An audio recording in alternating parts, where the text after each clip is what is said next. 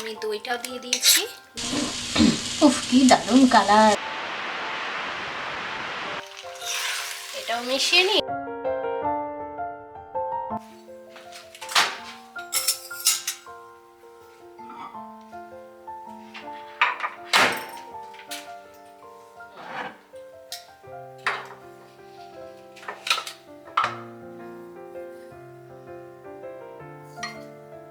Good morning বন্ধুরা, আবার আর একটা নতুন ব্লগে, মঙ্গলবারের ব্লগে তোমাদের সবাইকে স্বাগত। আশা করি তোমরা সবাই খুব ভালো আছো, আমরাও ভালো আছি।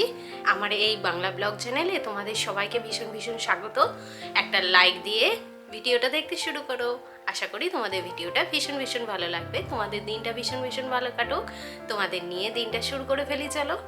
3 দিন পর পর ছুটি কাটিয়ে আর প্রচণ্ড এক্সপেন্সিভ একটা উইকেন্ড কাটিয়ে তোমরা তো দেখলেই কী কাণ্ড গেল আমাদের এই উইকেন্ডটা। পায়ে ফেটে গেল, গ্যারেজের দরজা আটকে গেল, এইসব কাণ্ড করে আজকে আবার আগের রুটিনেই ফিরে যাচ্ছি।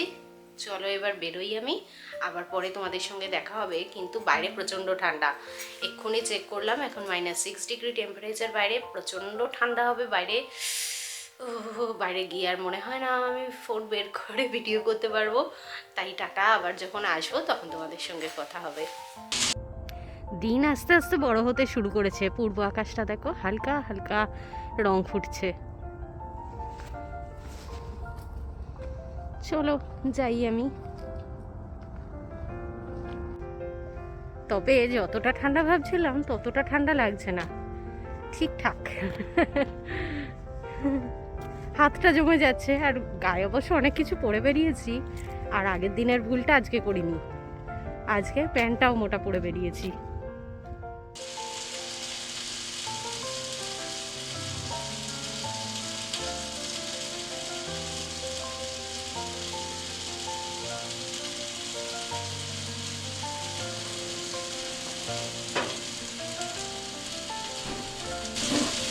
উফ কি দারুণ কালার। বরফটা কোথায় একটু একটু গলছে আর একটু একটু ওরা জল পাচ্ছে, তাই চলে এসছে আবার সকাল সকাল।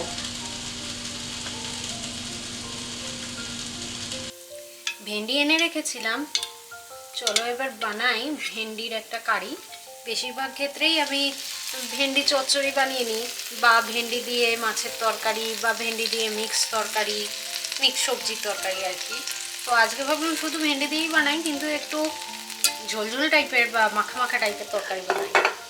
তো সেই জন্য আমি পেঁয়াজ কুচিয়ে জিরের সঙ্গে জিরে ফোড়ন দিয়ে ভেজে নিয়েছি। এবার আমি দিলাম আদা রসুন বাটা। এবার এটাও বেশ ভালো করে ভাজা হয়ে গেলে তারপরে মশলা দেবো। আর আজকে এইটা টমেটো দেবো না, দেবো একটু দই, দই আর একটু পোস্ত বাটা।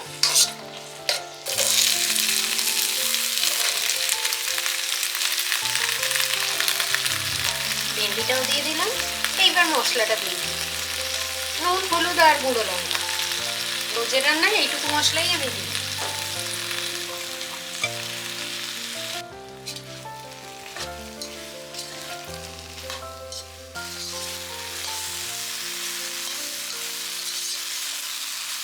আর ওদিকে যতক্ষণ ভেন্ডিটা হচ্ছে আমি দইটা এখানে ফেটিয়ে রাখি।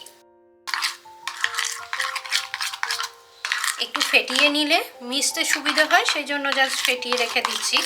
আর পোস্ত বাটাটা আগে থেকে বার করে রাখতে ভুলে গেছিলাম ডিপ ফ্রিজ থেকে, সেটা শক্তই আছে। বাট যাই হোক, দইটা ফেটিয়ে ওটাও মিক্স করে রেখে দিই, একটু পরে গলেই যাবে। আমি দইটা দিয়ে দিয়েছি, দইটা ফেটিয়ে রেখেছিলাম, আর তার সঙ্গে একটু পোস্ত ফেটিয়ে রেখেছিলাম, পোস্ত বাটা আর কি, সেটা দিয়ে দিয়েছি। আর একটু জলও দিয়েছি, তবে আরেও একটু জল দিতে হবে।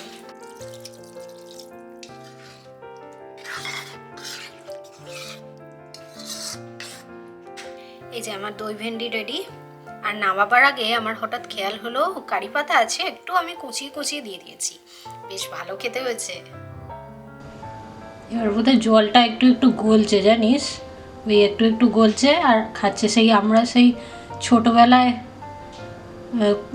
ওই সরু সরু আইসক্রিমগুলো খেতাম না, কি বেশ বলতো ওইগুলোকে, পেপসি। হ্যাঁ, সে একটু করে গলতো আর একটু করে খেতাম আমরা।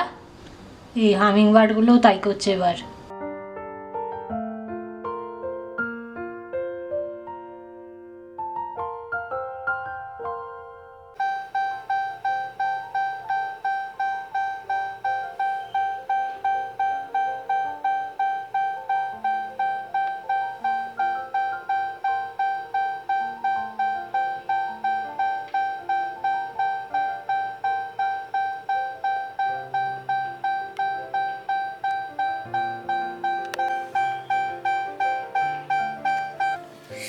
প্রচণ্ড ঠান্ডা বাইরে, দুজনে প্রচুর জামা কাপড় পরে বেরিয়েছি, বহু দিন পরে বাইরে বেরিয়েছি।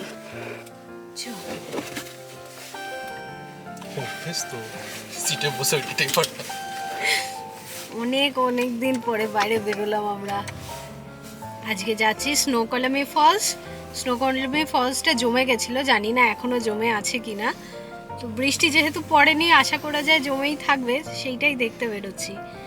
আমি চলে এলাম স্কুল থেকে, সৌম্যরও আজকে তাড়াতাড়ি কাজ মিটে গেছে, এখন সেই জন্য তাড়াতাড়ি বেরিয়ে পড়েছি 4:30 সময়।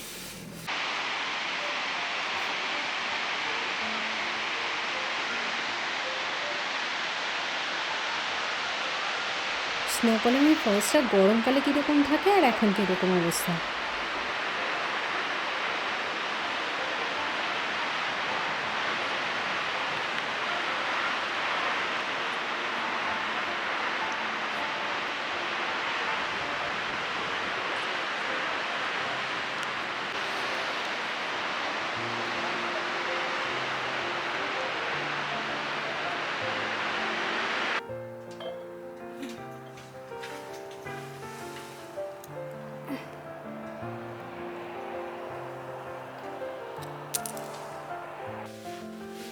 ঘুরে টুরে এলাম, ওয়াটারফলসটা দেখে এলাম। দেখলে তো কীরকম জমে গেছে, যদিও আমরা একটা খুব বিচ্ছিরি টাইমে পৌঁছেছিলাম, অন্ধকার হয়ে এসেছিল, তো ভালো করে দেখাই যায়নি, তো তাও যেটুকু দেখলাম আর কি। গতকাল গেলে দিনে, আমি বলেছিলাম উইকেন্ডে যাব, দিনের বেলায় যাব, তাহলে খুব ভালো করে দেখা যেত, তো শেয়ার হলো না, কি আর করা যাবে। কিন্তু এবার আস্তে আস্তে গলতেও শুরু করে দিয়েছে, আরও বেশি জমেছিল। নিচে যে জায়গাটায় জল পড়ছিল সেই জায়গাটাও নদীটা আর কি জমে গেছিলো, সেইটা আমি ছবি দেখেছি। তো এখন তো ওই জায়গাটার বরফটা গলে গেছে। যাই হোক, তারপরে বাড়ি চলে এসেছি। মোটামুটি 1.5 ঘন্টা সময় নষ্টই হলো আজকে, যাওয়ার আশা হলো, খুব ভালো করে দেখা তো গেল না, অন্ধকার হয়ে গেছিলো।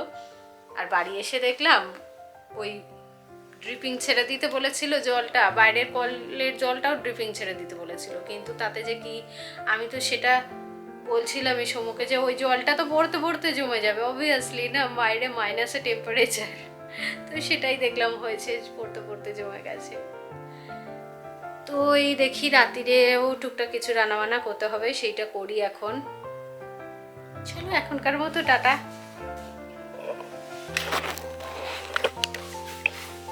রাত্রিরেও কিছু রান্নাবান্না করতে হবে, সেই এখন করি।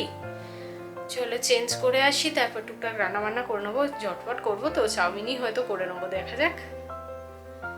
যা কিছু বানাবো তোমাদের নিয়েই বানাবো, তোমরাও দেখতে পাবে। খানিকটা তেল আগে তো দিয়ে নিলাম, তেলটা বিশেষ গরম করলাম না, তার আগে একটু স্টার অ্যানিস দিয়ে দিচ্ছি। স্টার অ্যানিসগুলো যদিও আমার ফুলগুলো ভেঙে গেছে, একদম কম আঁচেতেই রেখেছি, একদম লো ফ্লেমেতে। আর তার সঙ্গে একটু গুঁড়ো লঙ্কা দিয়ে দিচ্ছি।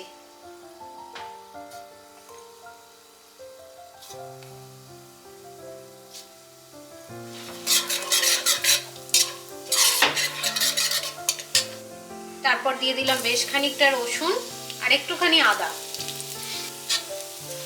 এবার এটাও একটু নেড়ে চেড়ে নিচ্ছি।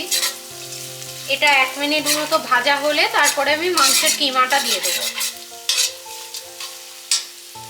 একটু গ্রিন অনিয়ন হলে ভালো হতো, কিন্তু শেষ হয়ে গেছে, কি আর করব, গ্রিন অনিয়ন ছাড়াই করছি। এটাতে আমি একটু গ্রিন অনিয়নও একসঙ্গে এর সঙ্গে ভেজে নিই। একটু ভাজা ভাজা হয়েছে, এবার আমি কিমাটা দিয়ে দিচ্ছি।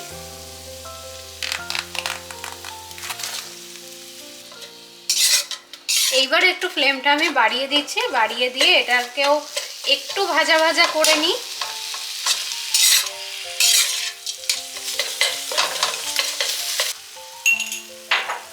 এবার আমি দিলাম একটা পিনাট সস। পিনাট সস না থাকলে পিনাট বাটারও দেওয়া যেতে পারে, বেশ একটা ক্রিমি ক্রিমি ব্যাপার হয় চাউমিনটায়, সেই জন্য পিনাট সস বা পিনাট বাটার দিলে খুব ভালো লাগে, আর ওই পিনাটি ফ্লেভারটাও খুব ভালো লাগে।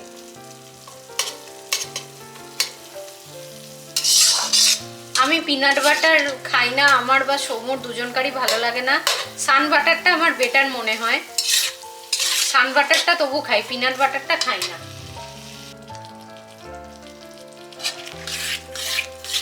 দেখো পিনাট সসটা বেশ ভালো করে মিশে গেছে। এইবার আমি একটু সয়া সস দিয়ে দেবো।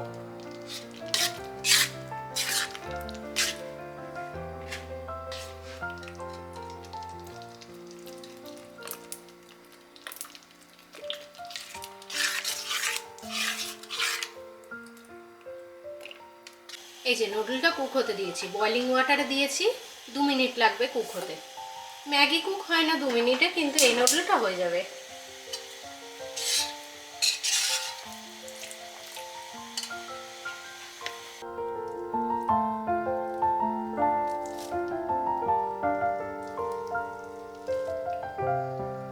নুডলস কুক হয়ে গেছে, এতে দিয়ে দিলাম। এবার আর তো কিছু কাজ নেই, শুধু মিশিয়ে নেওয়া, আর একবার খালি নুনটা দেখব ঠিক আছে কিনা।